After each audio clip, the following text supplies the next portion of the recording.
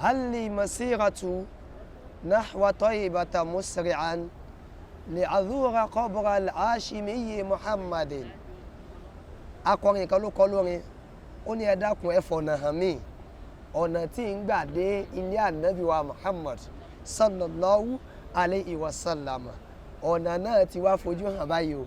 Qiblatain Travels and Tours àwọn ni ọ̀nà tá a gbà délé olúwa yálà a fẹ́ ṣe hajj ni àbí a fẹ́ ṣe umra. ẹlòmíì náà lówó lọ́wọ́ àmọ́ kò mọ ọ̀nà tí ó gbà débẹ̀ òun àtowó rẹ̀ ni wọ́n jọ ń dààmú ó ti sanwó fún àmọye iléeṣẹ́ àmọye ọdún ló fi ń dáwó jọ àmọ́ tòun ti bẹ́ẹ̀ náà rè kò kú òun ilé rẹ̀ àfi tí ó bá tún di airport tí ó padà sílé lókù.